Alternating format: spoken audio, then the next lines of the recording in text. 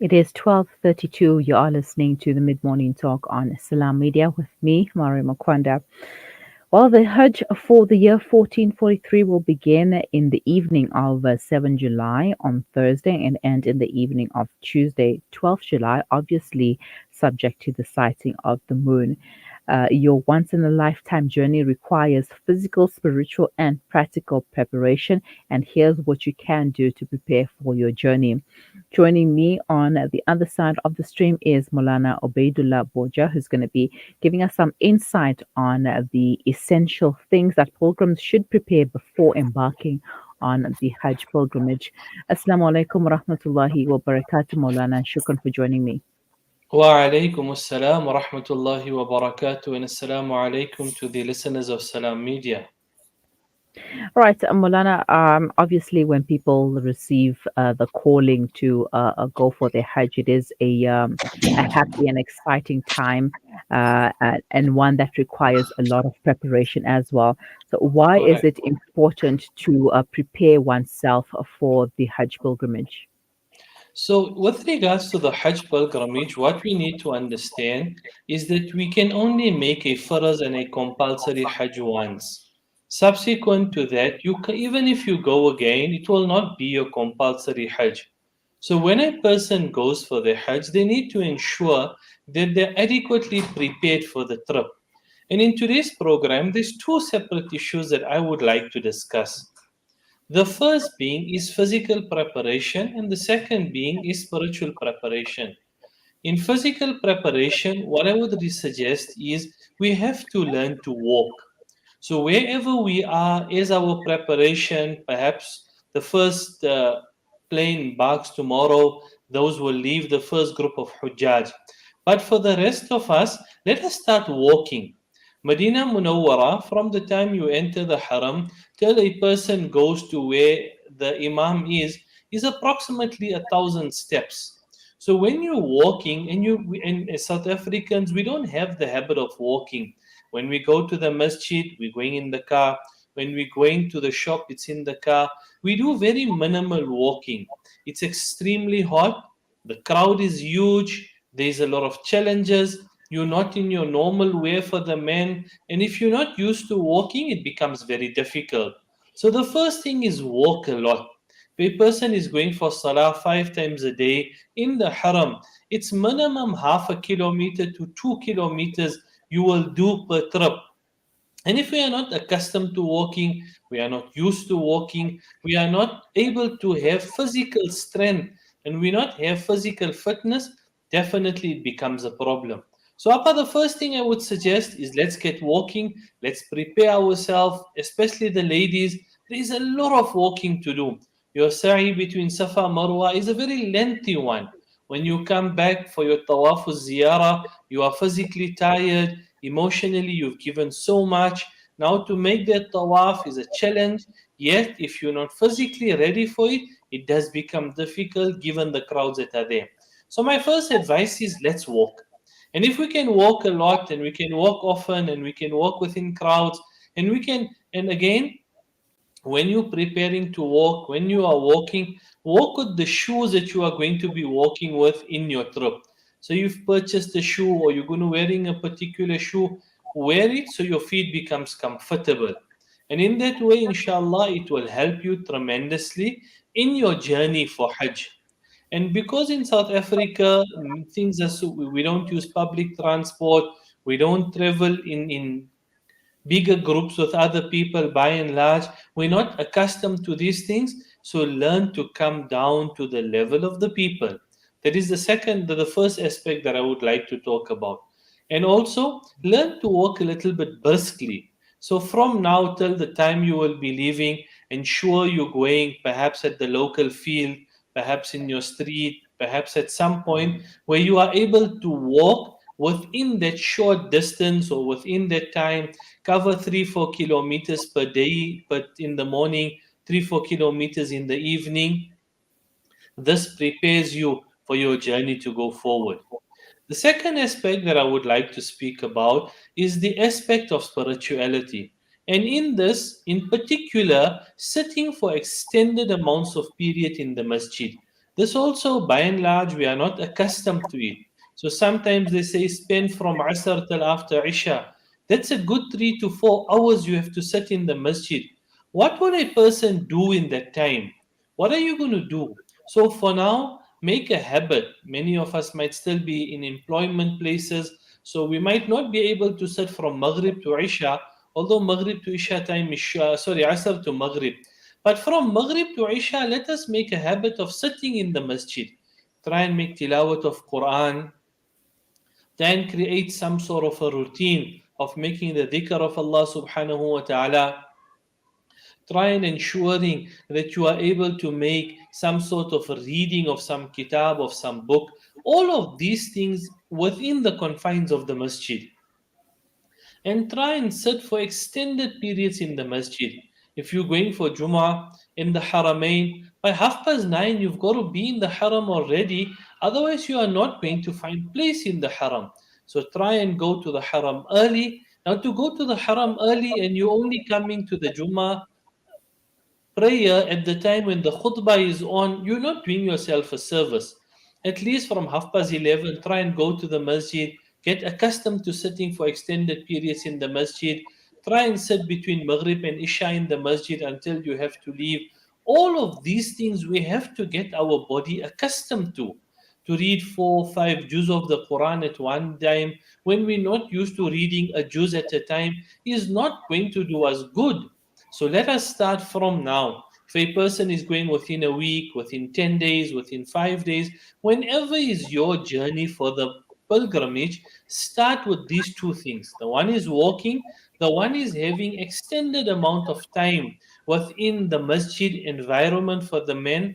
For the women folk, sit on your musalla and try and read for a lengthy period.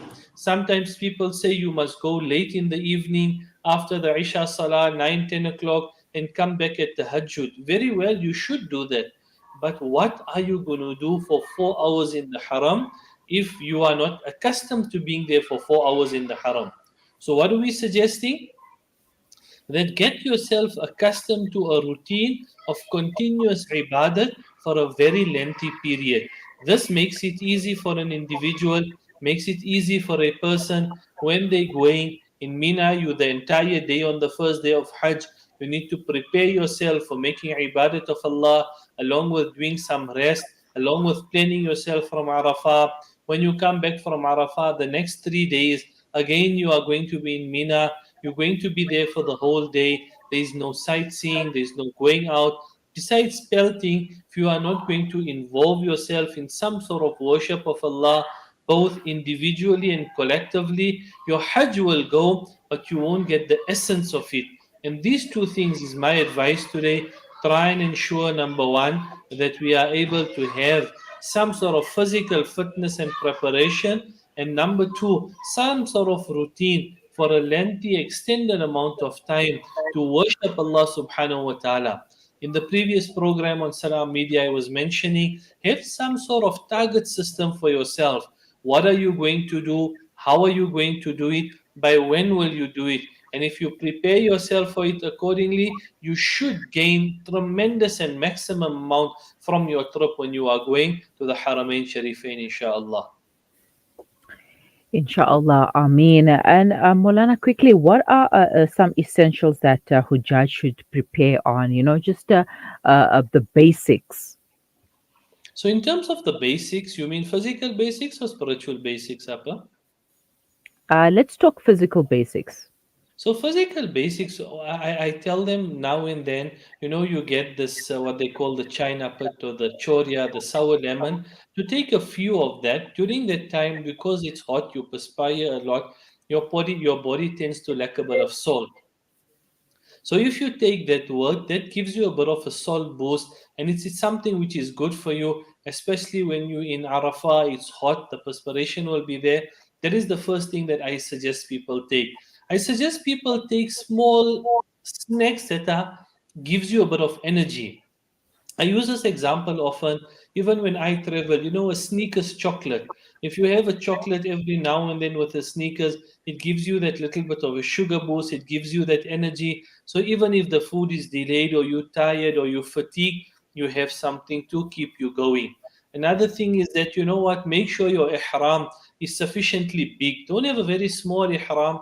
Becomes very difficult for you to go about within your 5 days. That's the three aspects I would use with regards to your physical aspects. Your spiritual aspects, every day is dua, dua, dua, and dua. Now, to make dua for such a long time, start penning down your notes on dua. What is it that you want to ask Allah? How are you going to ask Allah? What are the things you need? What does your spouse need? What does your children need? Start jotting them down. And before you make dua, just refer to it. So I'm saying that don't read dua. Many of us, we're reading the dua and you say, hey, you made dua for your children. No, no, that comes on page 70, I'm on page 33. And you're reading, but you're reading which you don't understand. You must read the Mm, dua undoubtedly, but you must make the dua from mm, your heart, your needs to your Allah, in your conversation, on your spiritual journey. There's nothing more that you can ask for but having a fulfilling dua that you have a conversation with Allah. mhm. All right, Molana, and last minutes, or rather final thoughts and advice for our viewers and listeners, especially for those who have not been for the pilgrimage and would love to go, inshallah, when the time comes. So I think don't despair. The first advice is be financially ready for it. So already start preparing, see what the prices are, and start preparing a budget accordingly that when inshallah your time comes, at least financially you would have the financial means. Secondly, don't despair in Allah's mercy. Inshallah, definitely you will go. Have that conviction that you will go, Allah will take you. Perhaps it's a year, or 2 years, or whatever period is there. Thirdly, every day make dua that Allah must take you both for Umrah as well as for Hajj. And Allah will answer your call. It is the enthusiasm that reaches before the physical body reaches. And if Subhanallah. enthusiastically, if you reach there, physically, Allah will take you there. Wow. Beautifully said, Molana. Shukran so much for the advice. And I hope that our listeners are going to start walking now more than Inshallah. ever. Inshallah. I mean, Jazakumullah. Assalamu alaikum wa rahmatullah. Walaikum assalam wa rahmatullahi wa barakatuh. Maulana Obeidullah Bhoja giving us some insight on the essential things and that pilgrims should prepare for, rather, before embarking on the Hajj pilgrimage. Walking is such a simple exercise that we often take for granted, but this is something that you are going to do almost every day when you go for Hajj. So start walking today. 1,000 steps a day. Actually, we're supposed to be taking 6,000 steps, 6 to 10,000 steps every day for a healthy heart. So if you're not doing that already, then you have to start now. It's never too late to start, but make sure that you start now. It is very hot. You're not going to be in your regular wear and attire, so make sure that you start walking to prepare yourself physically, and brisk walking. So it's not just, you're taking a stroll in the park and having a good time, feeling the wind in your face and wherever. No, it's not like that. It's that walking as if you mean business, because you mean business, right? Yeah. And then also, the other preparation that one needs to do is the spiritual side of it. Sit in the masjid, always renew your intentions. Um, read a lot of Quran as much as you can. Try to understand what you're reading as well, and make lots of du'as. Make lots of du'as, and like Maulana said, it's du'a, du'a, du'a, and more du'as. So make sure that you read and make du'as and prepare your du'as as well. Um, Preparing them by writing them down makes things easier, but don't prepare things that you don't understand. I think I would suggest that you have key points instead of an entire dua written down. Just have a key point for you for some guidance that will help you to know what du'a to make next, instead of having pages and pages of du'as that you're going to read on this day and on that day, etc., etc. But importantly, start walking. Start with your physical exercises. It is as simple as walking. And obviously, if you can't walk, then that's understandable. But if you can, do start with your walking. It is 12:47. You are listening to the Mid Morning Talk on Salam Media. We will be right back.